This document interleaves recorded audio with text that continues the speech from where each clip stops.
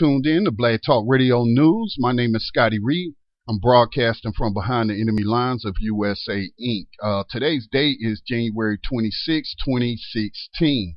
I've been off air for about a while. I've been off air for about a week, and so this is my first live broadcast in about a week. I didn't give any kind of notice, or I apologize for that. I didn't give any kind of notice. To be honest with you, I got just swamped with some things behind the scenes, and I had to take a break from the airways because I put a lot into my programs. I just don't come on the air and just run my mouth, and although it may seem like that for some people, but I like to actually do research and know about the things that I'm talking about, at least know something about it. If I don't know everything, that just seems, professional to me. If you're going to call yourself a talk radio host and talk about issues that you think are important and that people ought to know about, then at least you ought to know about what you're talking about. You should do research. And that kind of ties into a couple of topics I want to discuss today. But yeah, I do want to first apologize and say, I'm going to try to be on air, but there's just so much going on that I cannot talk about really behind the scenes. And that has gotten a lot of my attention. So I'll try to be on air and go back to my regular schedule. But, forgive me if I don't. Forgive me if I don't, but I'll try to make a great effort to come on Mondays, Tuesdays, Thursdays, and Fridays at 4 o'clock p.m. Now, before we get started, let me give out those phone numbers. The conference line number is 641-715-3660. That's 641-715-3660. The participant code is 549032#. That's 549032#. Anytime you would like to comment, hit *6 and 1. That'll signal me. I'll bring you right on in. If you're somewhere else in the world, on the planet outside of the United States, or even if you're in the United States, as long as you got an internet connection, you can call into the program, make a free phone call using a web-based flash phone. It does require you have a pair of headsets, obviously. Okay, and then you can also give us a call on the studio line or via Skype. Our Skype handle is Black Talk Radio Network. The telephone number is 704-951-5030. Again, that's 704-951-5030. Skype been acting kind of funny lately, so if the voicemail picks up, you can either leave a voicemail when I see it, I'll play it on air, or you can hang up and try again. Skype just really acts funny sometimes, and I'll be glad when they get their web-based services up and running, which is in beta right now. Okay, so these are the topics that I want to talk about. I want to talk about reparations, and not really reparations, but I want to talk about slavery. And specifically, I want to talk about a white supremacist by the name of Abraham Lincoln. And what got me thinking about this or writing about it, because I've been in researching about it, is Ta-Nehisi Coates wrote a piece for The Atlantic, which is a white-owned paper that has been around since the 1850s is when they first started publication. So I'm talking about The Atlantic. It is not a publication that's owned by black people, independent black people. It's not independent black media is what I'm trying to say. All right. But he wrote a piece in there a few days ago. I would call it an attack piece on Senator Bernie Sanders, who's running against Hillary Clinton and Martin O'Malley, seeking the Democratic presidential nomination. And Bernie Sanders was asked a question, just like Hillary Clinton was asked a question about a month before, of whether or not he supports reparations. Ta-Nehisi Coates didn't like his answer, although I thought it was a very truthful answer, and it was a realistic answer. I know it's not the answer that a lot of people want to hear and whatnot, and they, I guess, want to be validated in their support for reparations by white people or something. I don't need a white person's validation or saying they support something in order for me to work towards wherever it is I say is owed to me. What I do is I work until I get myself in a position of power, and then I demand it. Otherwise, I don't be begging white people for nothing, man. Not even politicians. I do put demands on them, but the things that I put demands on these politicians about, there's widespread support for it. There is widespread support for the abolishment of slavery in this country. Some people call it prison reform, whatever they want to call it. But there is more support for the abolitionist movement, I would say, and it has a mass appeal, more so than reparations. But anyway, that's what got me thinking about it. Well, anyway, I pretty much held my tongue in terms of not doing anything on the radio or putting out any videos about what I thought about Mr. Coates. I shared my thoughts with a couple of people online, where I thought it was politically, I called it, it was politically pedestrian, just scratching the surface of politics and, leaving out a whole lot of the process. And to think it's simple as somebody saying whether or not they support reparation, which no candidate for U.S. president in the history of U.S. presidents have ever said they supported reparations, except for Abraham Lincoln, who Coates wrote about in another piece to back up his first piece.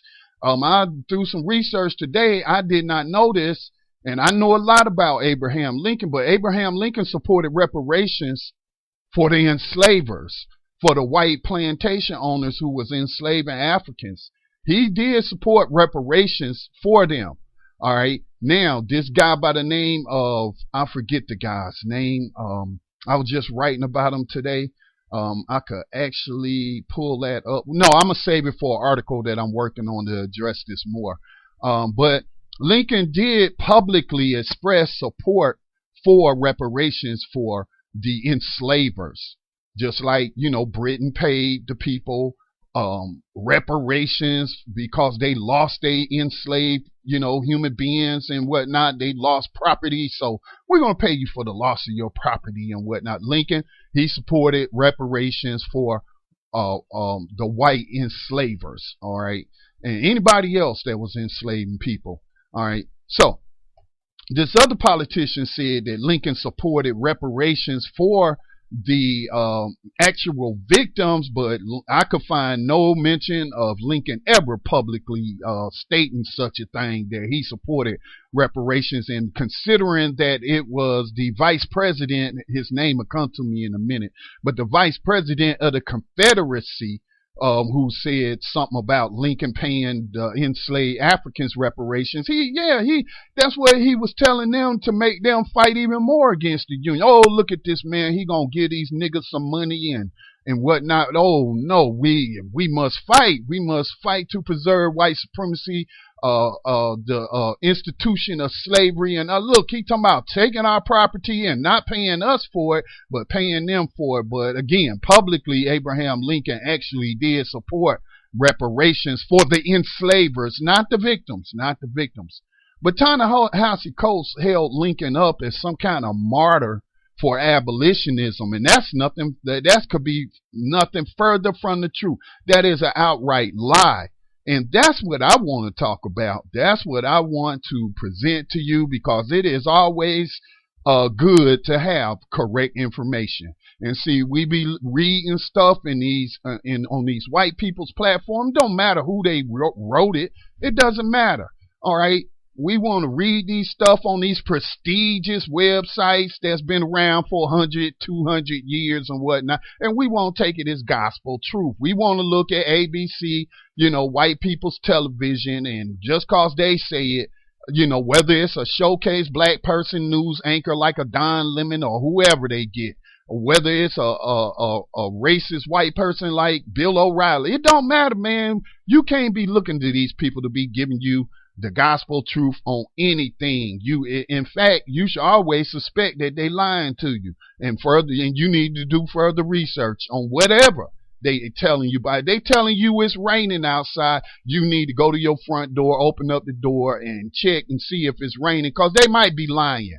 I'm telling you, they might be lying. All right. So anyway, I don't know Coates personally. I know he got a college degree and all of that. I don't know if he got a PhD or, any of those awards and whatnot. But either this man is ignorant about Abraham Lincoln and his opposition to abolition, or he's engaging in intellectual dishonesty to support his argument against Sanders, as if he has committed some kind of cardinal sin in politics by saying that he don't support reparations and giving you the truthful reasons on why he don't support it. The same reason all them other politicians don't support it, at least publicly. They don't support it, except for Charles Rangel. But Charles Rangel ain't worried about his voters. He's in a predominantly black district, and of course black, you can say you support reparation and black people gonna vote for you.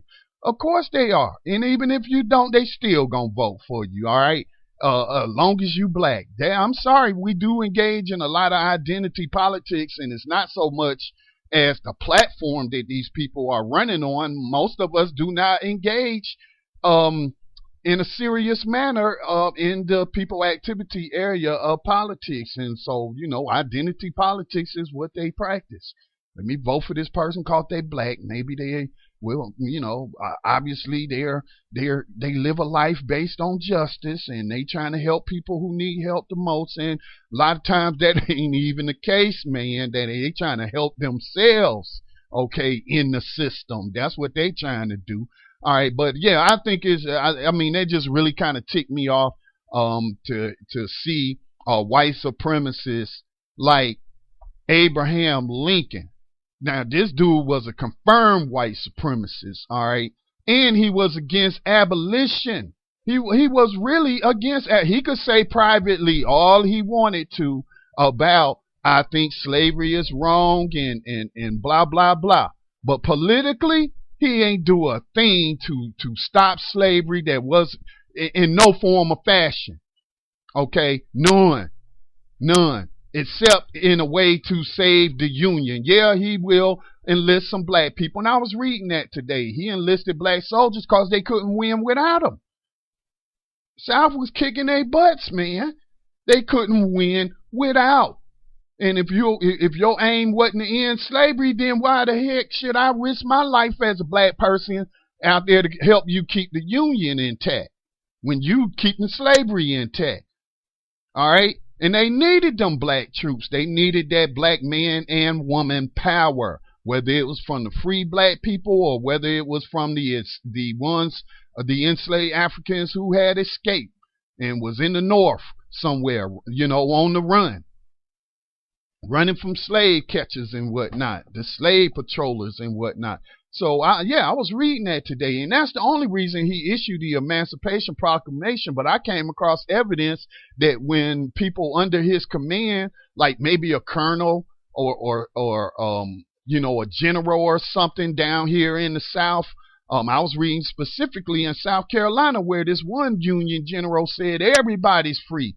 In Florida, South Carolina, and for some reason he ain't mentioned North Carolina, but he said Virginia, and he was like, all of you enslaved Africans are now free, and we're abolishing slavery. Lincoln reversed that order. Lincoln said, look, you don't got the authority to be setting nobody free, so you need to go and straighten that back up. You need to come out your mouth correctly. I'm the commander-in-chief, not you. You don't get to free nobody. He did that on 2 occasions, no, at least 3 occasions.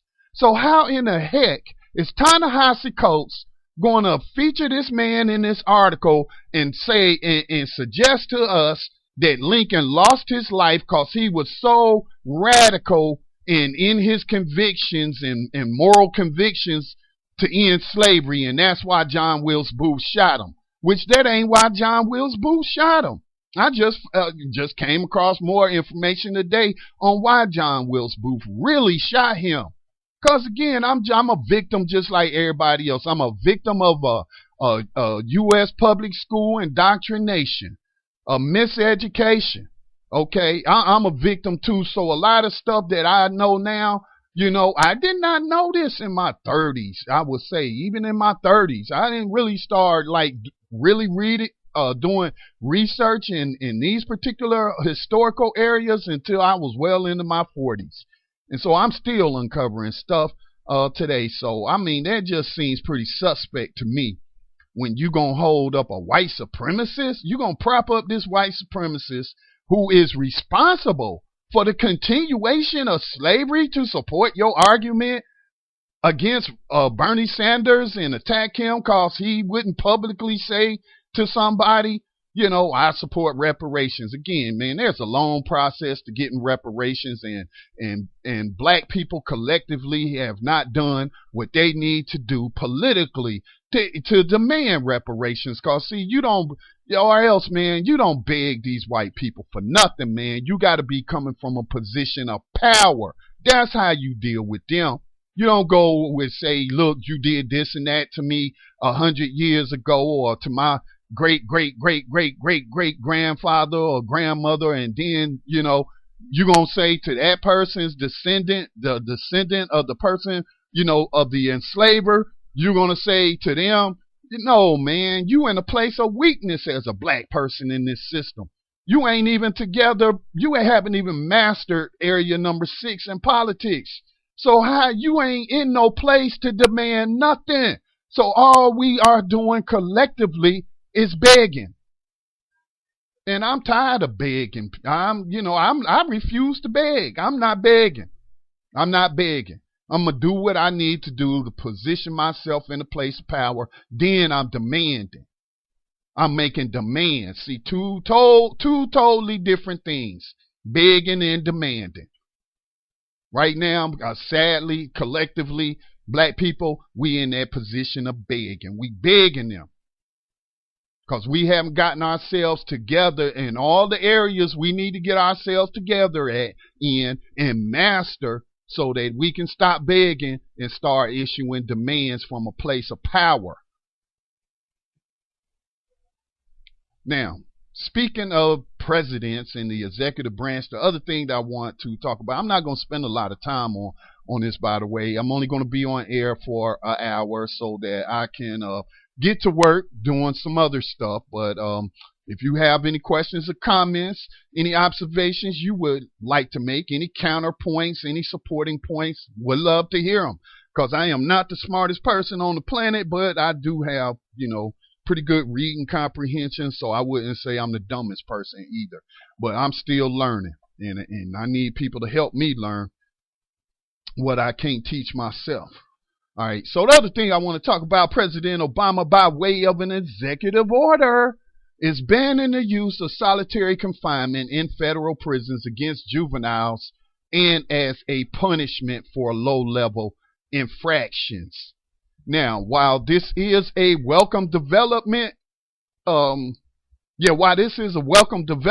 falls way short of totally abolishing solitary confinement, which the president has acknowledged, because people have done scientific research that it has a permanent harmful psychological impact on human beings. And I imagine it has the same sort of impact on animals as well. When you put these animals in their cages and whatnot, and especially if they're by themselves, where people just walking by gawking at them all day, man, I bet you them animals are insane. I bet you circus animals are probably, if you could detect mental illness in circus animals, I bet you circus animals are mentally ill out the yin yang, And that is what happens to people when you put them in a solitary confinement that they've been doing for hundreds of years. This is all rooted in slavery. Had to separate the rebellious victim from, the passive victims. The ones that was going to fight you, you can't allow them to be mixed in with these passive ones, because he might speak some words, or she might speak some words that is going to encourage them to get some courage in their heart and rise up and kill the enslaver. All right. So, that's where solitary confinement comes from. Gotta separate the rebellious from the passive, or else that rebellious attitude may spread. So, that's why you don't hear people talking from real places of power on your radio. On your radio dial called white people own it. They control it. All right. The white supremacists run that. All right. So anyway, it's a welcome development, but it falls way short. And then I'm also looking at the timing. Because, you know, you've had, 7 years going into your 8 years to make a major impact as the executive officer over the executive branch, just like you issuing this executive order now. You could issue an executive order and free every last single one of those federal prisoners who are in there for a nonviolent drug crime. So he gets no pats on the back, no kudos, no thumbs up and good job and all of that kind of garbage. Because this ain't nothing but crumbs that he's giving to people that's putting demands on him. We've been making these demands. I'm talking about those who have been active. There are many different organizations and trying to abolish prison slavery, whether they recognize it as the continuation of slavery on this continent or not. They see what's wrong with prisons, and they've been trying to do something about it. Man, you got a whole bunch of people. Whole lot of support, you know, multi-ethnic, multi-religious, you know, it goes across class lines. You got people that is been working and putting pressure on this system to stop mistreating people in prison. So again, you know, this still falls way short. He ain't just up and do this cause he's a good person and he feels bad for these people and whatnot. And no, the people are putting demands on the system. And so the people that's really in control, that's the bankers, that's the corporate 1%, you know, the wealthy people, the kings, the dukes, the duchesses, and the queens of England, and all of these people behind the scenes that's really running things because they got the money to fund campaigns. Yeah, they probably said, okay, Barack, we will allow you to do this. We'll allow you to do that. I mean, but if you believe that people have free will, he can do whatever the hell he want to. He ain't got to wait for people permission to do anything. Now, he might be putting his life on the line for standing up for justice, but anytime you stand up for justice, hell, that's a worthy time to be putting your life on the line. I wouldn't be putting my life on the line just to be called the first black president or some nonsense like that. But again, this man could free every last single person that's in a federal prison on some nonviolent drug crimes, victimless drug crimes right now. He could do that. Just as he's writing this and saying that, let me see, area code 980, you're on Black Talk Radio News. Who we got on the line? Give me just a second because I am not hearing anything, and I think that perhaps I got the volume turned down, so let me turn the volume up. Mr. White. Okay, this is, all right, I got you. 980. Who we got on the line? Hey, Mr. White, this is Sean with the National Health Enrollment Center. Mr. White, you had the wrong number. This is a radio station. You're calling in to the studio line of a Black Talk Radio Network. Oh, okay. What's the topic of the day? Okay. Well, you can tune in, but we're talking about the vicious white supremacist by the name of Abraham Lincoln, who a writer in the Atlantic held up as a martyr of abolition, saying that Lincoln gave his life to free slaves and whatnot because he was so about abolishing slavery, and that's a lie. Hey, what's your name, boss? What's your name, boss? Okay, listen. You tune in to the program, but this is what this line is for. Okay. Well, am I on the radio? Yes, you are actually live on the radio right now. So. Okay. Right. So definitely, I just want everybody to know this is some national health. Okay. I don't know who that was. The National Health. I think I've gotten some solicitation for somebody that's pushing something for the Obama administration. Anyway, let me get back to the program.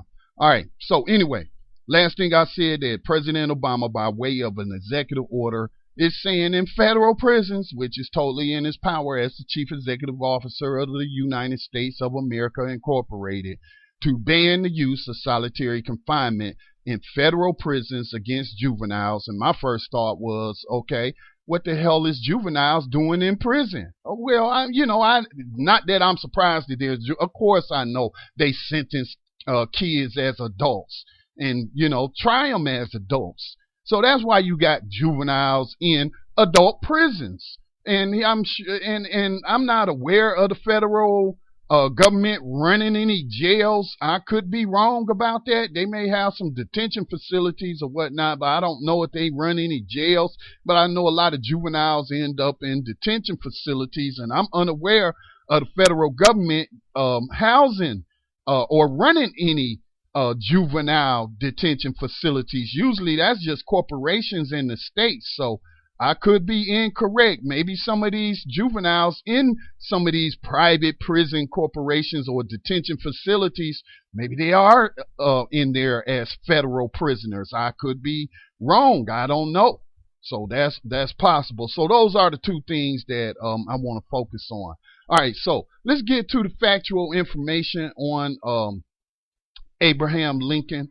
All right, let me pull up this article in The Atlantic. It was published 2 days ago. 2 days ago. So he did a pretty quick follow-up piece, and I'm talking about Ta-Nehisi Coates, when he attacked Bernie Sanders for saying that he basically saying Bernie Sanders isn't a radical because he doesn't support reparations, and reparations would be a tool to dismantle white supremacy or help us fight white supremacy. Now, why would a white supremacist give you the tools to end white supremacy? Come on, man. That's why I'm saying, what do you expect these people to say? Do you expect them to say yes? Because they're not going to say yes. All right? They're not going to say yes. This isn't Charlie Rango we're talking about. We're not talking about your local black representative and whatnot who've been talking about reparations for 30 years and you managed to get him elected or her elected to Congress. No, we're talking about a man who was elected from an virtually all white state, Vermont. Okay. And so he is only going to get elected with the vote of a majority of white people.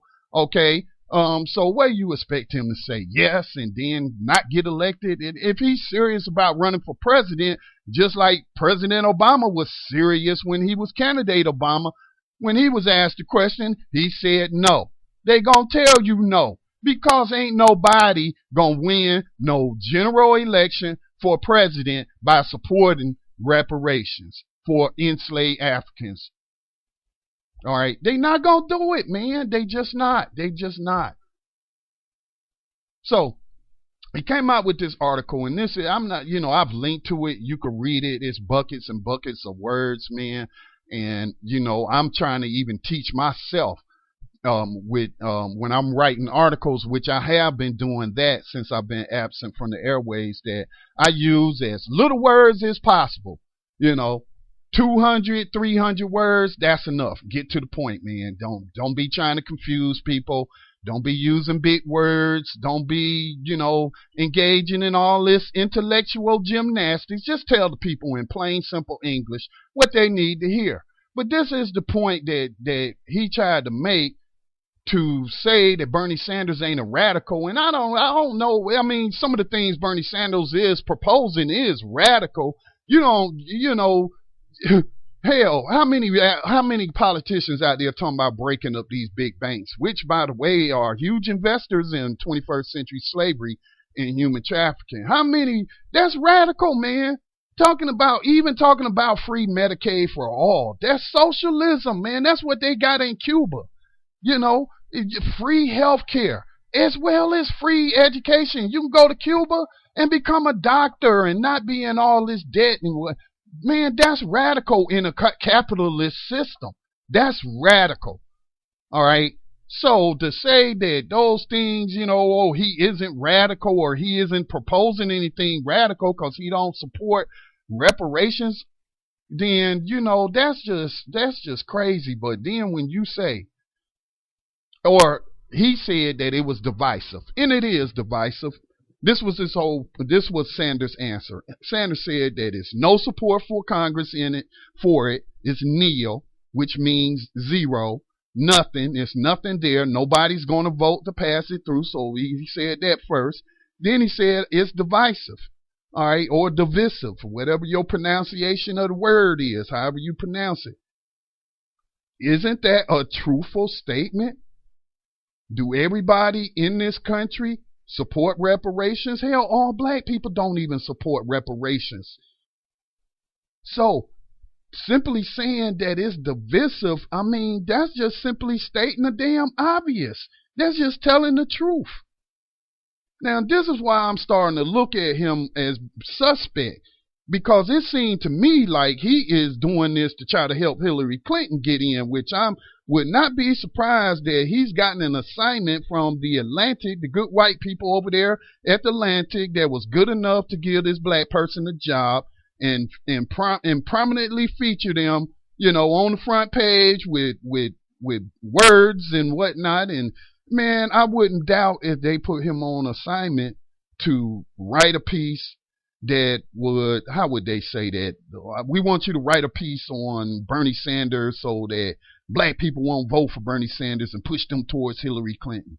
Because that's basically how his pieces is reading. You know, but this is what he said. So divisive was Abraham Lincoln's embrace of abolition that it got him shot in the head. That is factually incorrect. I mean, I would think a high school student would know that Lincoln, when he was elected, never said that he was about ending slavery. He never said publicly. He did not run publicly as an abolitionist. This is like recorded history, dude. And I know they lie a lot in their history books, but you know, these are his own words and whatnot. This man, all throughout the Civil War, said that my main goal is to keep white people together. And of course, he means the Union. I mean to keep this powerful union of white people together. And if I can do that and let slavery remain intact, then I'll do that. If I can end it all, end slavery, and the Union still stay intact, then I'll do that too. So he wasn't trying to be divisive. I mean, he wasn't trying to divide.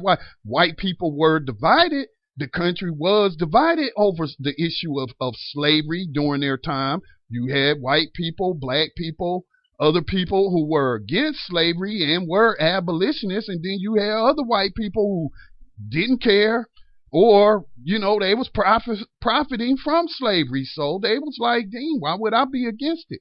And when Lincoln didn't care, but the country was divided already. And the only way that he was able to keep the Union together was with the help of black people. And so black people at that time, they wasn't going to join no war to keep no Union together. They would join a war to end slavery, and so they did. And that is the only reason he issued the Emancipation Proclamation when he did. And then when he issued that, he said that this is only for the states that are in rebellion, that are part of the Confederacy. But if they decide to come back, I was just reading this in a letter he wrote. If they came back in today, they would still be able to keep their slaves. Let me read to you what this man wrote. Damn. To say that this man got shot over him standing up for abolitionism is just utter BS, man. It's just utter BS, man. It's either one of the biggest intellectual blunders I have ever seen from a black person talking about racism or white supremacy or slavery. All right, or he's practicing deception, and he knows this. This is a letter that Abraham Lincoln on December the 22nd in 1860. This is 1860, right? Give me just a moment. This is a letter that he had wrote to his good friend, Mr. Stevens, A.H. Stevens. What is this guy's name? I got his name because this is part. Alexander H. Stevens, a congressman from Georgia, who was Lincoln's good friend in when Lincoln was in Congress, because remember, he got elected as a congressman from Illinois before he became president. And this was his good Southern friend, Alexander H. Stephens, who supported slavery. He describes him as his friend and whatnot. And this guy actually ended up, Alexander, who he's writing this letter to, ended up becoming the vice president of the Confederacy. Now, this letter is dated December the 22nd, 1860, and I write that it's direct evidence that Lincoln was not about abolition. It says, for your own eye only. This is what he was like, this is for your own eye. This isn't for public. We're not going to talk about this in the public because I don't want them abolitionists to know that I ain't really an abolitionist. I just tell them people what they want to hear so that I can be nominated and whatnot and now, be president and whatnot. So this is for your own eyes only. Don't be telling other people this. Don't release it to the newspaper. Honorable A.H. Stephens, my dear sir, your obliging answer to my short note is just received, and for which please accept my thanks. I fully appreciate the present peril the country is in and the weight of the responsibility on me. Do the people of the South really entertain fears that a Republican administration would directly or indirectly interfere with their slaves or with them about their slaves?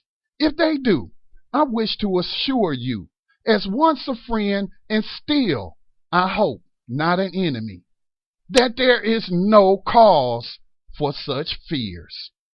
The South would be in no more danger in this respect than it was in the days of Washington. I suppose, however, this does not meet the case. You think slavery is right and ought to be extended, while we think it is wrong and ought to be restricted. That I suppose is the rub. It certainly is the only substantial difference between us. Yours very truly, A. Lincoln. Now let me read that last line. And when he talking about we, he talking about the abolitionists. The Republican Party was started as an abolitionist party. Frederick Douglass, the black abolitionist, Frederick Douglass, formerly enslaved African, great orator and forever great abolitionist, he talked about this a lot. He talked about this. Give me just a moment. All right. He says, so that's who he's talking about, the abolitionist. He secretly, I believe, was not an abolitionist. He was just telling these people what they wanted to hear. Because the abolitionists wanted the total abolition of slavery throughout the United States. But the Lincoln felt that he would only go as far as to say it would be restricted, meaning that they wouldn't allow the new states or the new territories that they was conquering, the new land they was conquering while they was slaughtering indigenous folks, whether they be indigenous African Indians or whatever you want to call them, American Indians.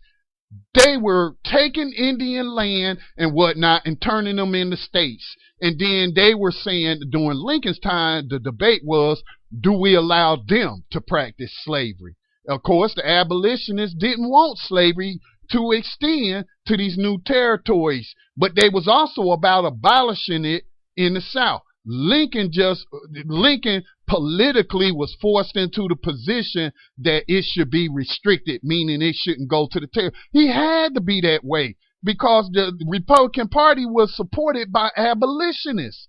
And so, he didn't want to let them know that he wasn't really in his heart didn't care either way about these dang-gone niggas. Because he was a white supremacist. He was a white supremacist. He said publicly that white people are superior to black people. That's what the man said. So he's a white supremacist. So considering that Ta-Nehisi Coates came to, I guess, national prominence through Hidden Colors and talking about white supremacy, how in the heck is you gonna use a white supremacist, hold him up like he did so much for black people, that he was so radical in wanting to abolish slavery that he took a bullet for black people. That's a doggone bald-faced freaking lie. And I don't care who tell it. Are you going to tell me this college-educated black man is this freaking ignorant? All right? That he has not done any research and any studying outside of what white people taught him through their textbooks? Has he not? Because I don't see how you can come out and hold Abraham Lincoln up as an example of someone who was so radical and didn't care about being divisive that he got shot over it. Man, that is some of the most intellectual, it's either intellectual laziness, and he did no research and has done no reading on who Lincoln really was, and he's just believing what he read in the high school textbook or what they said about him in college, or what how Steven Spielberg portrayed him in the movies. Has he not done his own research? And I mean, even before I read this today, just days ago or over the past couple of days, I've been sharing a picture of Lincoln getting shot in the head by John Wilkes Booth, and I've been calling it poetic justice. Because Lincoln betrayed every single Union soldier, be they black or white, that joined the war, not to keep the Union together, not to keep white folks together and keep their government running. No. They joined it to end slavery. He betrayed every last single one of them as commander-in-chief. And that sort of betrayal, you should get shot for that. You should be executed. That treason is an executable offense. And it just seemed poetic justice, like the universe was reaching out and saying, damn, you one of the most vilest, evilest, diabolical creatures on the face of the planet. And cause I got a sense of irony, I'm going to send one of these racist white supremacists to kill you. And that's going to be how how justice is meted out for your betrayal. Lincoln deserved to get shot in the freaking head. He deserved to have his brains blown the freak out his head because he was a white supremacist who supported slavery. I mean, what else we gonna call it? If you saying that you telling your friend who you know is another white supremacist enslaver, you writing him a secret letter and you telling him, please tell everybody that, except for, don't tell the news and the news, because I don't need this getting out. But please let them know I have no intention of freeing no slaves or interfering with you in how you do business with your slaves. And the only reason John Wilkes Booth shot this dude is because, again, black people were dealing from a position of power immediately following the Civil War. They couldn't win it without black people. Whether they was free black people or enslaved Africans, without us, they would not have won. The North wouldn't have won the Civil War. Then you got all these military-trained, armed black soldiers. You dealing from a position of power at that point in time. Okay? And so they were saying, you know what? We just whooped these crackers in the South behind. We just, put it all on the line. We're not going to accept second-class citizenship. We want the right to vote. And they put that pressure on Lincoln. And he knew he had to have them, and he gave a speech talking about voting rights for black people, for black men specifically, not black women, because he was also a misogynist. But when he gave that speech about voting rights for black people, not because he was a generous white man or he was a good person or anything like that. No, because politically at that time and militarily, we could say, at that time, black people weren't dealing in a position of weakness. You just helped these people win the war. And they know it. And we know it. And this is what we want. These are our demands. And so he was going to have to cave to those demands. And John Wilkes Booth heard him give that speech, and John Wilkes Booth himself said that's why he wanted to kill him. Not cause the South lost the war, not cause the slaves was freed, cause they was not freed.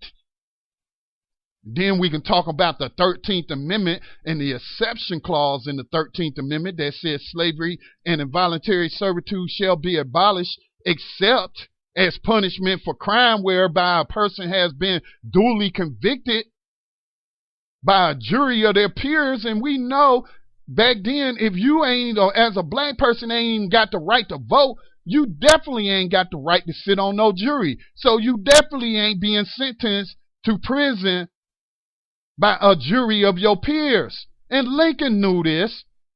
He was a lawyer. He was known for his skillful lawyer, being a skillful attorney. He was known for this, and he knew exactly what that exception clause meant. That they were still going to get to practice slavery. The South was still, not only the South, but the new territories as well as the North, y'all going to get to practice slavery. Yeah, we're going to let them go for a little bit, but then all y'all got to do is pass them laws and convict them of crimes, and damn it, we can put them right back into slavery. I'm waiting for that secret letter to turn up. But here we have a letter from the man at the beginning of his presidency telling this cracker that tell them other crackers down there that I ain't about abolition.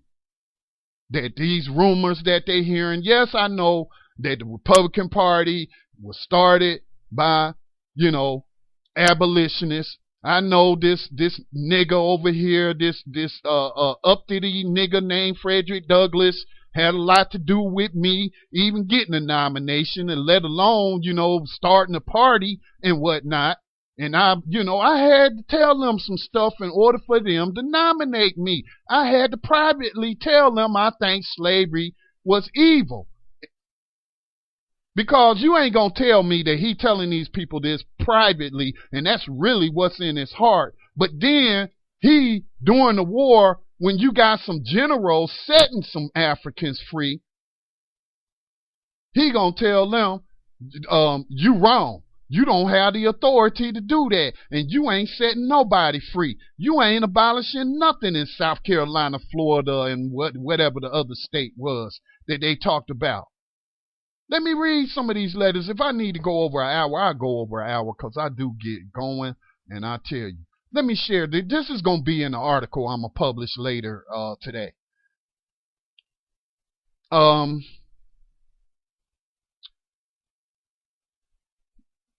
Okay, that's the source for the Lincoln letter. Came from teachingamericanhistory.org. It's where you'll find that letter I just read to you. Lincoln sent to his white supremacist friend to tell him to tell them other white supremacists and enslavers they have nothing to fear. Man, and we got a black person holding him up as a martyr for abolitionism. Come on now. At the beginning of the war, this information comes to you. Let me tell you my source. I think a black person wrote this book, Lincoln and Black Freedom, A Study in Presidential Leadership. It was published by the University of South Carolina Press. By the author's name is LaWanda Cox. It could be a white person, I don't know. But a female wrote it. The book was published in 1981. I was still in high school, I think. Yeah, I was in high school. Might have been junior high in 1980. I don't know. Anyway, this is what she wrote. At the beginning of the war, Lincoln prohibited his generals from freeing slaves even in captured territories. On August the 30th, 1861, now again, what was the date of that letter? What was that date of the letter he sent to that white supremacist congressman out of Georgia? In 1860. So this is what he was doing in 1861. On August 30th, 1861, Major General John C. Fremont, the commander of the Union Army in St. Louis, proclaimed that all slaves owned by Confederates in Missouri were free.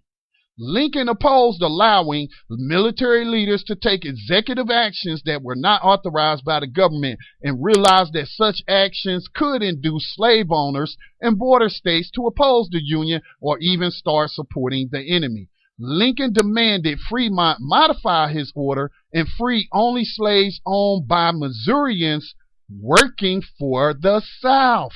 When Fremont refused, he was replaced by the conservative General Henry Wager Halleck. See there? Told y'all, damn, the Civil War was not the war. They didn't go into that war. Lincoln didn't declare war on them. First of all, it was the South that broke away and declared war on the North. But he had no intention of ending slavery. He done told this cracker from Georgia that tell these other crackers down there that I ain't finna end slavery. Just tell them. Just tell them, man. But don't give this to the press. Just tell them. And so, in order to get the help of black people and some white people, and to be able to use the enslaved Africans, he issued the Emancipation Proclamation again, which was again not freeing everybody. Only those in the states that were in rebellion, that was part of the Confederacy or that were helping the Confederacy. But if you was a good Union boy, if you maintain your allegiance to the United States government, I don't care what you do to them beasts of burden. They inferior to white people anyway, so, hell, who am I to tell a white man what he should do to a nigger? People want to act like Lincoln was this moral individual who was so enlightened and radical that he got shot standing up for niggas. Enslaved niggas at that. I hate ignorance. If I sound like that this is personal to me, no, it's not personal. This is business. This is professional. I just get pissed off at lies, man, and especially when our own people be repeating our lies. But hell, I don't know. I shouldn't even say our own people, because I don't know who some of these people are, whose team they playing for. I really don't. So let me go on. This again was repeated another year later in 1862, in case there was any doubt that Lincoln was not an abolitionist. Here's another incident that happened 2 years after he sent that white supremacist cracker that letter. Says, when General David Hunter began enlisting black soldiers in the occupied district under his control, soon afterwards Hunter issued a statement that all slaves owned by Confederates in Georgia, Florida, and South Carolina was free. Now, check this out. I didn't pick up on this, but I'm picking it up now. The first time I read this, I didn't pick up on it. All right. Now, he told that other one that it would only apply to those in Missouri that was enslaving people that was working for the Confederacy. All right. So now here you got this guy Hunter. So General David Hunter knows he needs black soldiers and whatnot, and so he, in this occupied district under his control, as it states, issued a statement that all slaves owned by Confederates in Georgia, Florida, and South Carolina was free. Despite the pleas of Lincoln shouldn't have a problem with that, right? Because he had just told Fremont, when he did something similar, no, you just can't let all of them go. Only the ones that is owned by those that's working against the Union. If they not working against the Union, leave them and they slaves alone. All right. So this dude right here, he probably knows that he knows this is happening. This other general lost his post because he wouldn't go along with it, and he was an actual abolitionist. Now, so Hunter knows this has happened, so he say, okay, only the slaves owned by Confederates in Georgia, Florida, and South Carolina, y'all free. All right. Now, it goes on to read, despite the pleas of Treasury Secretary Salmon P. Chase, Lincoln ordered Hunter to disband the Black 1st South Carolina Regiment and to retract his proclamation. At all times, Lincoln insisted he controlled the issue. Only he had the war powers. That should clear up all doubt right there. He even contradicted himself in what he told The other general, what's the other general? Fremont? Major General John C. Fremont, who obviously had to be an abolitionist to the core. And he was like, I'm setting all you people free in Missouri and whatnot. Slavery is evil. I joined this war to abolish it, so we abolishing it. Y'all free. Lincoln say, oh no, you can't do it. Only the ones we will free are the ones, if their masters, if their evil enslavers are working against the Union and they supporting the Confederacy. So then again, here we come to General David Hunter. Okay, only the enslaved Africans owned by those working for the Confederacy will be free. And then here come Lincoln. Oh no, you're going to retract that. I'm the only one that got that kind of power. See how they done lied to us all throughout history. Not only through the school textbooks, but through movies and television and live visions. It's what some people call it. See what I'm saying? There is no excuse for intellectual laziness, and it is no excuse for intellectual dishonesty. Now, I don't know which one it is that Ta-Nehisi Coates is engaging in, but he needs to issue a retraction on what he wrote about Lincoln being so divisive with Abraham Lincoln's embrace of abolition that it got him shot in the head. Abraham Lincoln ain't died for no niggas, okay? Let's stop telling that lie over and over. My God, I even knew when I was a child, and I went, in the neighborhood I lived in Detroit, and I went in this older black woman's house that lived across the street. I think she wanted me to go to the store or something. I was 11 years old, and I remember asking myself, why she got that white man on her wall? And we ain't talking about Jesus. It was Lincoln. She had Lincoln. She had a picture of Robert F. No, not Robert F. Kennedy. What's the Kennedy that got assassinated? Jack Kennedy. John Fitzgerald Kennedy. She had his picture, and she had Martin Luther King Jr.'s picture. I don't know why. I remember thinking to myself then, why this woman got these white men on her freaking wall like that? Who are these white men? And I would think I had to be about 10 or 11 at the time. And so, it's later that I look back and I see that among older people. Is that, they think that John F. Fitzgerald was some anti-racist and whatnot. No, when black people started organizing and putting themselves in a position of power and started uniting, they forced Kennedy and then later Johnson to pass. Though these were not good white men who passed anything. They were demands put on them. Wasn't no begging. Martin Luther King was not begging. He was coming from a position of power. He forced them things. And I think later Coates even gives credit to Lyndon B. Johnson, saying, oh, Johnson did this even though it was divisive. Look, man, ain't nobody passing reparations, okay? Because black people ain't in a position of power to demand reparations, so you left with your hat in your hand, begging these people. I mean, why are you even asking them for reparations?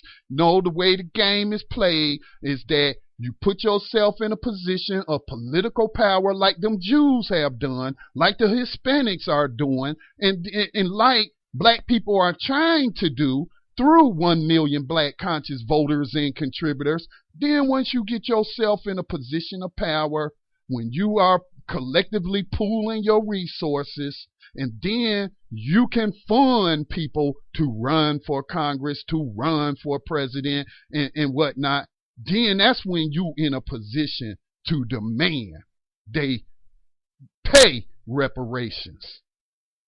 Otherwise, you just begging, and begging ain't a good look. But to give these white men some sort of credit to make a point that is nonsense, that shouldn't even, I mean, what is that doing for black people? What would it do for black people if Bernie Sanders, Hillary Clinton, Barack Obama said, I support reparations? Do you think it's going to get passed tomorrow? What difference is it going to make? Is you going to be any more closer to getting a reparations check. We ain't even figured out who all is owed reparations. But I would tell you, every black person in America is owed reparations, not for some slavery past, but for some slavery present, and for some institutional racism, from barring our parents and our grandparents from being able to participate as citizens and get all the benefits that citizens enjoy. You excluding them from participating in Social Security, from participating in the GI Bill, from getting land that you done stole from the Indians, and you giving it to all these white peasants from Europe, and you excluded them for that. Man, they owe us reparations, not right now for what they doing now, not for what was done in the past. But here's my thing. Let's end slavery first. Let's put ourselves in a position of power to end slavery. Because I don't even think Ta-Nehisi Coates, I've never heard this dude acknowledge that slavery still exists, that it's not mass incarceration. It's just a continuation of slavery, which is codified in their Constitution, the 13th Amendment. Don't you see these states with contracts with private? And we want to talk about abolition. Now, look, I ain't on here to carry no water for Bernie Sanders, but I do believe in facts, putting out facts. And I do support legislation this man is about. Again, I support the breakup of big banks. Why? Because Bank of America, Wachovia, I can say for certain both of those banks invest in the private prison corporations. They practicing slavery just like they would have been doing, like Wells Fargo, who I know was in existence pre-1865 slavery and was practicing slavery back then. They practicing slavery now with their investments in the prison. Don't you know? Dang, man. We want to act like slavery. What is it? We don't want to admit that we believed a bunch of lies? Is that what it is? Or is it that programming is just so embedded in our minds that we just cannot come to the realization that they never stopped practicing slavery? Never, man. Never. At no point. I'm sorry. Whoever's holding on the line, I don't know how long you've been holding on, so I want to apologize, but I just looked at the board and I see that you have a question or a comment, 973, that you would like to make. First, can you hear me, Scotty? Yes, I can. How are you? Good to hear from you. Good evening, Mr. Reed.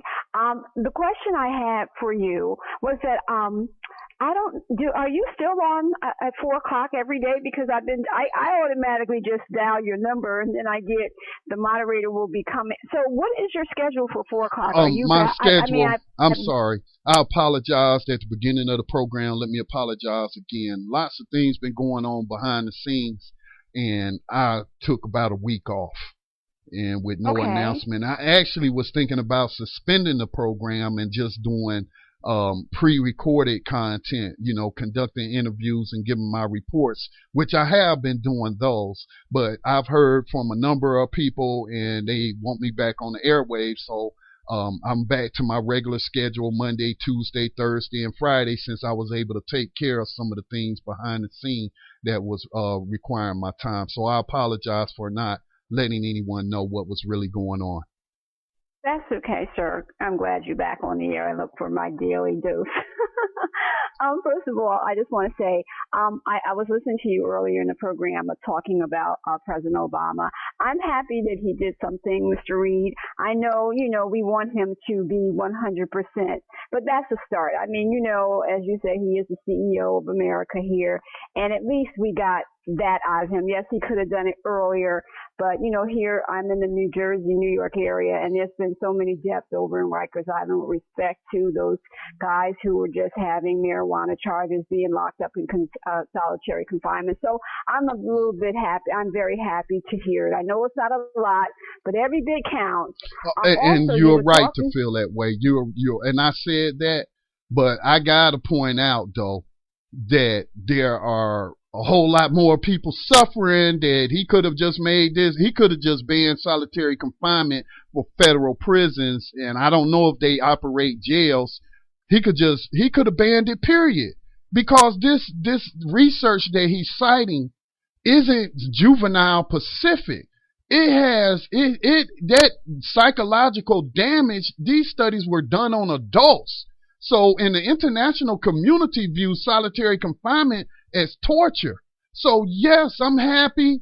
I'm happy. I should say, I don't know if happy is a good word to use. So I will say that I will take that. I will take whatever I can get, every little measly morsel or crumb or whatever, but I'm going to keep pushing for more. You know what I'm saying? Exactly, sir. Exactly. It's just like with life. We keep pushing. We keep making, we take one day at a time. So, like I said, with certain situations here in New York, New Jersey, with a situation where this guy, when he did finally come out, he committed suicide. Right. And they locked him up for such a minor offense. And he stayed in jail for like 2 years. He was just Khalid not Browder. the same person. Mm-hmm. You heard it. You talked about the case on the air. Also, I know you were talking about reparations. There's somebody who I probably would love for you to. I wish you can get him on your program. His name is Dr. Ron Daniels. I don't know if you've heard of him. Maybe I'm going to give you this. I think I have. If he just did an interview with a public radio station critiquing Ta-Nehisi Coates' piece, if that's the same, is it a black male? Yeah, he's a black male. His name is Dr. Ron Daniels. It's called the Institute of the Black World here in New York. He's part of, he does a program. I'm not going to mention, I don't think I can do that on your program. Sure, if it's black owned. Because I know some programs, they don't want you to mention other programs, sir. I'm just trying to be respectful because of they don't want to compete or something like that. I know you're not like that, Mr. Reed, but I just want to make sure that I'm dotting my I's, crossing my T's. But he works out of York College, and his name is Dr. Ron Daniels. It's called IBW21.org. If you can go there, there's a lot of information. Every year, sir, they give a whole reparations summit. And let me tell you, Mr. Reed, is extremely intense. They have people from all over the world talking about reparations. Oh, yes, I'm tuned into that movement, ma'am. I've seen the lectures. They just had a big thing in the Caribbean. Even Farrakhan was there. Charlie Rangel was there. Exactly. Yeah. Exactly. I'm definitely in tune with that movement. And don't let me give the impression that reparations isn't old, because it is old.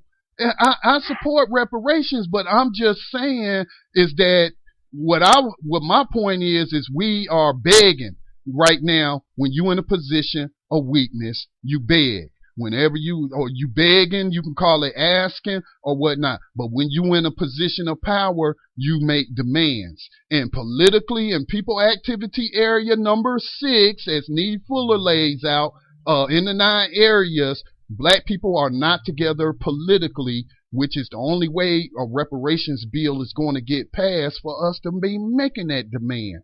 And then that is something that you do behind the scenes, like Charlie Rangel is working behind the scenes. It's just, let me ask you this. If Barack Obama in 2007 had came out saying, you know what, I think black people in this country should be paid reparations because this country was built on their ancestors black, their stolen labor and this and that. Now, do you think this guy would have actually became president? Yeah. No, sir, I don't think no, Mr. Reed, I understand where you're coming from with respect to that. There's certain things you say and certain things you don't say because of the general population and what they agree. And I agree. I think they should actually pose that same question to Hillary, actually. It was already posed to her. It was already posed. I got to look online and see what she said. The but same I definitely thing. understand where you're coming from with respect to that. I was just thinking. I was wondering what your take on for reparations, because I've never really heard you go far in depth. And also, I really appreciate you giving a great analysis of Mr. Lincoln and what there's a lot of stuff you said that I didn't know about, so I really appreciate that. So I'm glad you're back on the air. I was looking online. Are you still doing the Sunday program, you said it was on hiatus or something like now that? Political Prisoner Radio is on hiatus cause I just got too much of a workload on me. One of the co-producers of that program, she's been sick for a while, so I'm not talking about Sister Marpessa. She has been physically unable to work behind the scenes to line up guest speakers and you know, the things that go into creating a program. The other co-producer is going through some personal hardship behind the scenes, so it was just me. You know, and I don't like doing something, just throwing something together last minute and then going on the airways. So I did put out a request for volunteers. If people who are familiar with advocates in the political prisoner advocacy community and you would like to volunteer just for, you know, just scheduling guests and reaching out to people to come on and talk about either individual political prisoners or political prisoners in the U.S. in general, that I certainly could use the help. But until I get that help and the other co-producer situation improves, then it's going to have to be on hiatus. But I still will. Yeah. Do you mind if it's a male, sir? Because I know a brother who's been in the political. No, they will be working from behind the scenes.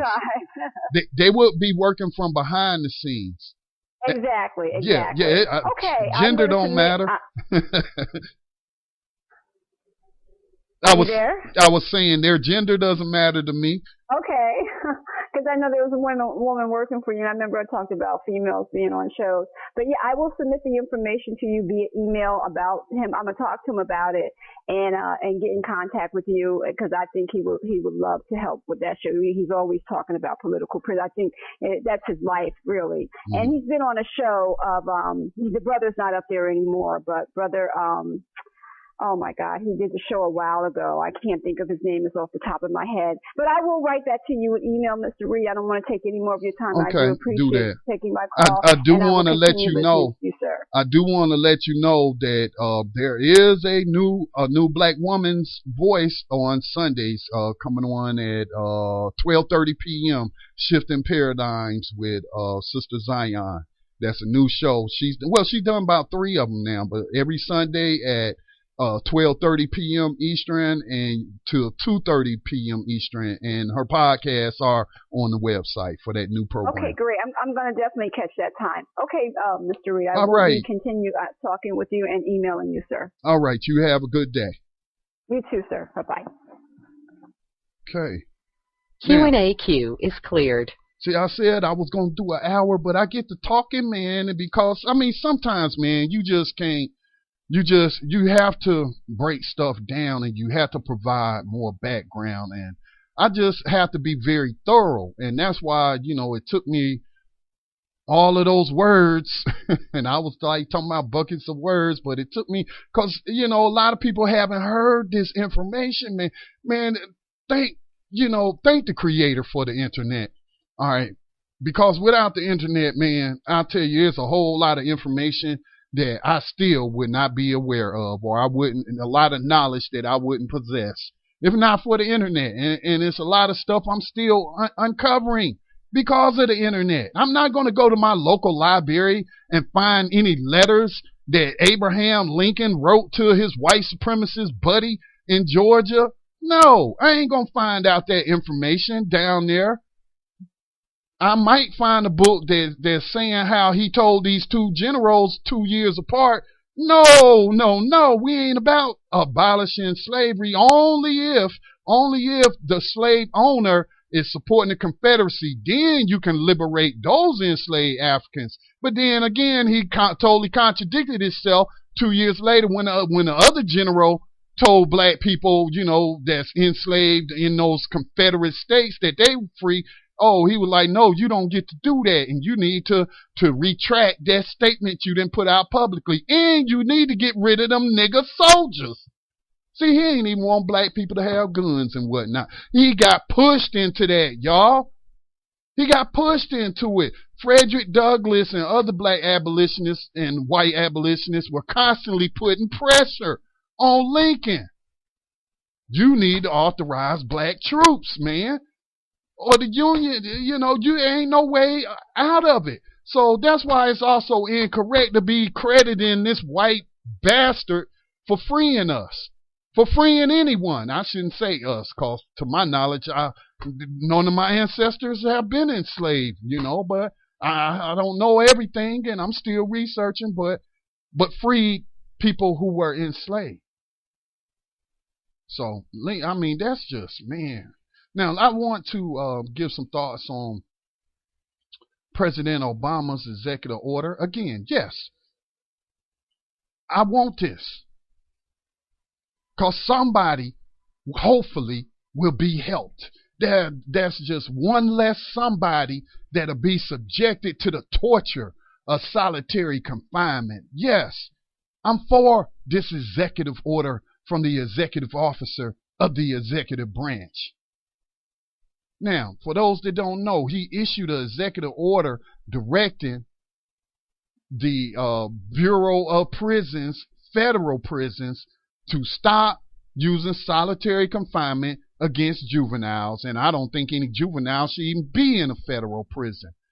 He has said to stop putting people, and I imagine he talking about regardless of their age, putting people in solitary confinement as punishment over some minor stuff. But I'm telling you, the international community looks at solitary confinement as torture. So I'm like, man, you could have just as easily issued an executive order and just totally banned solitary confinement, period. I'm more interested to know why he stopped short. Did he get some pushback from behind the scenes and say, now we're willing to go as far as not doing it to juveniles, but we can't do it for all these people, because, we got to let these guards have their fun, and they get fun out of torturing people and putting them in solitary confinement and picking at them and all kind of, man, there's some sick people, man. There's guards, man, the things they do to people behind these bars. So I don't know, maybe he got some pushback from the prison union, the prison guard union. Because apparently, everybody want to dismantle unions except for the police unions and the prison unions, because they always get exempted. So I don't know what the pushback was behind the scenes. But I say this falls way short. Am I glad that one less child will be tortured by these people? Yes, I am. But I am by no means satisfied with this. He gets no kudos. He gets no pats on the back, because you acknowledging that this is torture.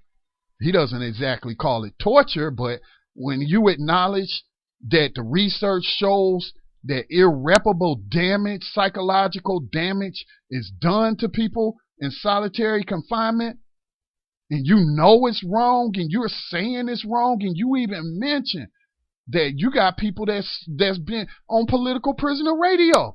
We have told you about political prisoners that have been held in solitary confinement for over 40 years.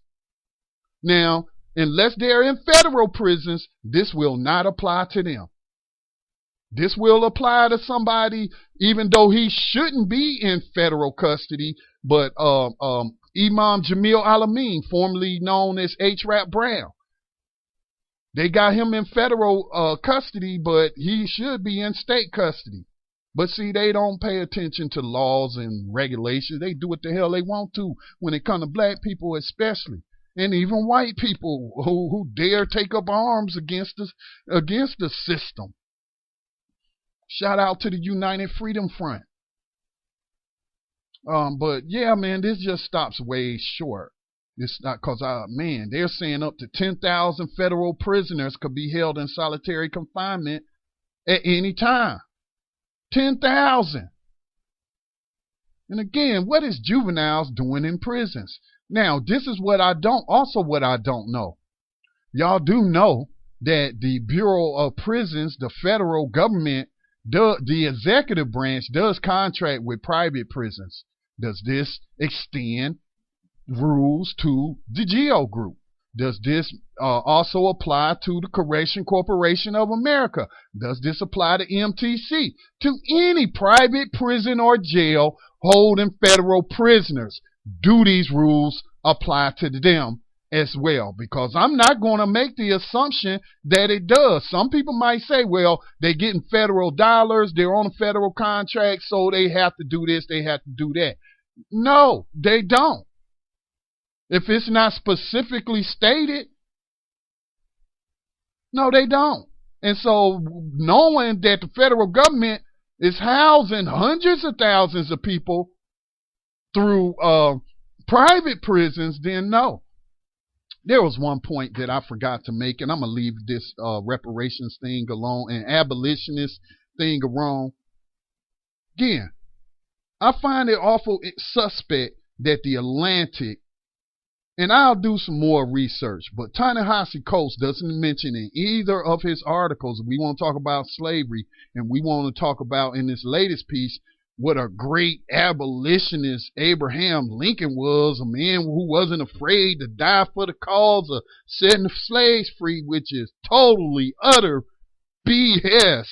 But since we want to talk about those things, I find it quite suspect that it wasn't mentioned that Bernie Sanders, along with this Hispanic representative out of Arizona, had introduced a bill called the Justice Is Not for Sale Act, which would abolish private prisons and jails in the United States, meaning they would be outlawed, illegal, and that's your primary source of the people who are funding the politicians who are putting all our people in prison. How do you talk about abolition and reparations, but don't mention that at least he's introduced this bill to abolish private prisons and jails? Because that is an abolitionist bill. How do you not mention that?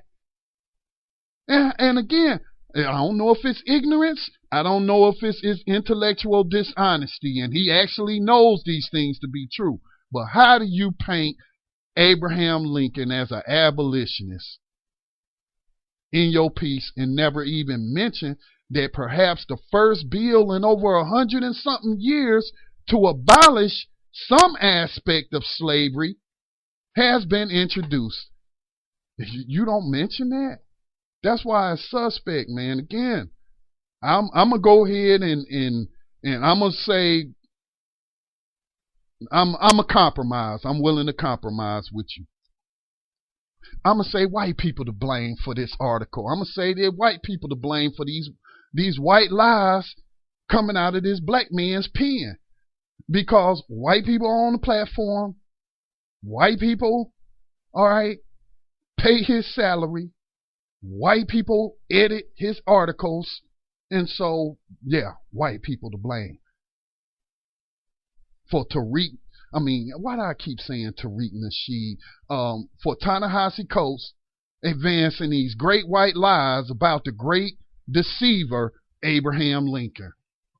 Yeah, I'm blame the Atlantic for that, because they probably want Hillary Clinton behind in there, since she, without a doubt, supports the oppression and enslavement of black people in this country. But again, getting back to this executive order. Yes. Thank you. I'll say thank you, Mr. Obama. Thank you, Chief Executive Officer, for putting out this executive order. I think you could do more, sir. I think that you could make this a permanent ban, or ban it for everybody, since it is torture, and you know it's torture, and you know it causes irreparable harm. Perhaps maybe they're going to have to put their heads together and come up with other ways to correct the behavior of whatever prisoner because of whatever he's doing without using solitary confinement. Okay? Without torturing people. All right, so y'all need to work on that. Why don't you convene a think tank or something, and y'all put y'all heads together on how y'all can address people breaking rules without, punishing them with torture. So again, thank you for saying it's wrong to torture kids and to just torture people for just little minor infractions. But again, sir, I would submit to you that torture is evil for whatever reason. I don't see anywhere in the Constitution where it justifies torture unless we're talking about the 13th Amendment and these people are in fact slaves and they have no rights, not even human rights, because they're not human. So, yeah, I'll leave it at that. But this only came about because people have been pushing for this and demanding this. This didn't just come about because somebody asked President Obama whether or not he thinks solitary confinement is wrong. Okay. Or if he supports the abolishment of solitary confinement. Hell no. You have people for many decades who have been pushing, who have been organizing, who have been putting these politicians on blast, who have been exposing the evil that's going on these prison plantations. They've been putting money behind their actions and just getting this out to the masses to change the minds of the public and whatnot. And now we got, a majority of people who think it's wrong. But a lot of work went into that. The people that made this happen, even though, it's not everything that they was asking for, they got something because they dealing for a position of power. Because they unified with enough people. They got enough of the masses behind this effort that the system had to give it up, man. They had to give it up. And then I'm not so sure if this wasn't, no, I'm going to say this though. The timing also looks suspect because what a lot of people do not know, because I haven't heard this talked about on any of the corporate media I've looked at or read as I do research, is that you got a UN panel of people that have been visiting different U.S. cities on behalf of the United Nations, investigating racism and the human right abuses of African descendant people here in the United States. Friday night on a radio program that comes on Black Talk Radio Network called Race Treaty, Brother Onaje Muwid, who was sitting in for Brother Robin Benton, he brought on 3 people who gave evidence and testimony in Baltimore. They just left Baltimore, submitting evidence to them that the United States government and these state governments and these local governments is practicing institutional racism and violating the human rights of African descendant people here in the United States. So I'm thinking, okay, yeah, they're going to be here for, I think, another week or so. And that's why you doing this. This is why you issuing this, because there's also international pressure on the U.S. government to end solitary confinement. So I'm thinking, this is them also bowing to that pressure. So that's what I think. I could be wrong. Maybe because he did say that he had Attorney General Loretta Lynch looking at not the use of solitary confinement. This is his own words, because I'm reading from his op-ed right now that's in the Washington Post. And he said, I directed Attorney General Loretta E. Lynch in the Justice Department to review the overuse of solitary confinement across U.S. prisons. They found that there are circumstances when solitary is a necessary tool, such as when certain prisoners must be isolated for their own protection or in order to protect staff and other inmates. Come on. So again, see, this ain't gonna cut it, buddy. This ain't gonna cut it. They talking about the overuse of it. And then, we gonna torture you to protect you. Now where in the universe does that make logic sense?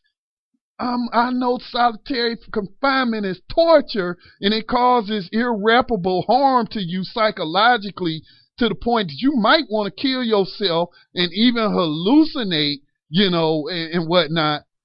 But we gonna allow it because we just trying to protect you. God damn.